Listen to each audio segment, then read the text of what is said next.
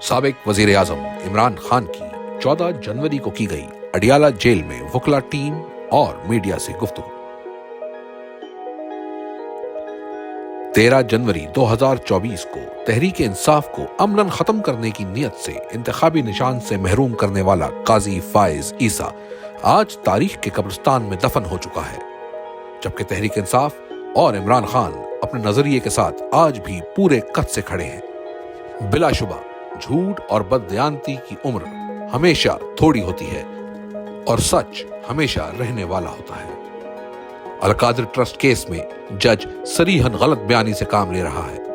Al-Qadir case का trial हमेशा 11:30 से 12 बजे के दरमियान शुरू होता है। कल भी इस केस की समाअत के लिए 11 बजे का वक्त मुकर्रर था, लेकिन मेरे वकला की आमद से भी कबल करीबन 9 बजे मुझे इत्तला दी गई कि जज साहब आ गए हैं।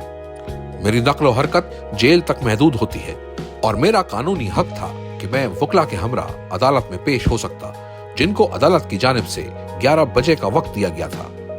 पहले 2 मुकदमात में जज अबुल हसनात और मोहम्मद बशीर मेरी अदम मौजूदगी में फैसला सुना चुके हैं। बिल्कुल इसी तरह इस केस का फैसला भी सुनाया जा सकता था, मगर मेरी अदम मौजूदगी का जवाज बनाकर फैसला मौखर कर देना इंतहाई मुज़ाहिका खेज और अदालती निज़ाम का मजाक उड़ाने के मुतरादिफ है। अलकादिर ट्रस्ट केस का आगाज तब हुआ था जब हसन नवाज शरीफ ने 9 अरब रुपए की प्रॉपर्टी 18 अरब रुपए में मलिक रियाज फैमिली को बेची और एनसीए ने मुश्तबा ट्रांजैक्शन पर कार्रवाई का आगाज किया। एनसीए ने ही इनसे सवाल किया कि ये जायदाद दुगनी कीमत पर क्यों फरोख्त की गई। सबसे पहले तो नवाज शरीफ अपने बेटे का जवाब दे कि ये 9 अरब रुपया इजाफी किस तरह इनके बेटे ने मलिक रियाज से हासिल किया।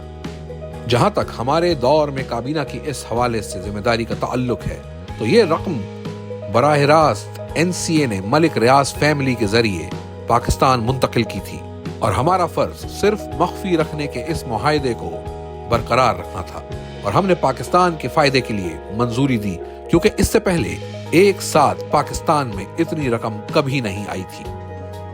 अलकादिर ट्रस्ट का इस रकम से कोई ताल्लुक ही नहीं।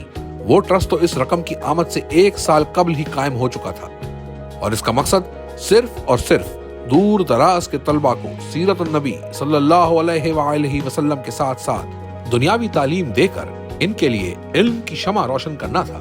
अलकादिर ट्रस्ट से मुझे या बुशरा बीबी को 1 रुपए का भी फायदा नहीं है। ये ट्रस्ट शौकत खानम और नमल की तर्ज पर एक फलाही इदारा है।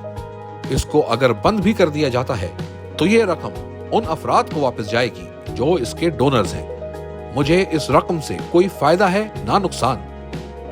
मैं वाजे कर दूं कि मैं किसी किस्म की कोई डील नहीं करूंगा, चाहे ये जो भी हरबे इस्तेमाल कर लें। मैं कोई नवाज शरीफ नहीं हूं जिसने अपने अरबों के करप्शन केसेस माफ करवाने हैं। मेरा जीना मरना पाकिस्तान में ही है और मैं अपनी कौम के लिए हमेशा खड़ा रहूंगा। पाकिस्तान में सियासी कैदियों से बदतरीन सलूक जारी है। मिलिट्री तहवील में हमारे कारकुनान को सख्त जहनी और जिस्मानी तशद्दुद का निशाना बनाया गया है। मेरे साथ भी बदतरीन सलूक किया गया। समी वजीर समेत दीगर कई कारकुनान पर बेहिमाना तशद्दुद किया गया। हम इंसानी हुकूक की तंजीमों से मुतालबा करते हैं कि पाकिस्तान में होने वाली इस कानून और इंसानी हुकूक की पामाली पर एक्शन लें।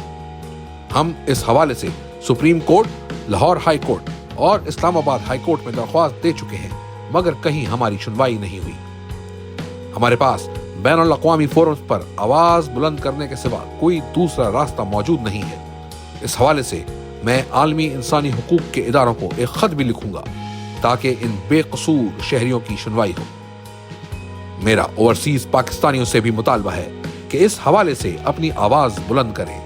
मुल्क में तहरीक इंसाफ को कुचलते कुचलते पूरे निजाम को ही रौंद दिया गया है। मुल्क में मईशत का हाल बदतरीन है। बैरूनी सरमायाकारी तारीख की कम तरीन सतह पर है।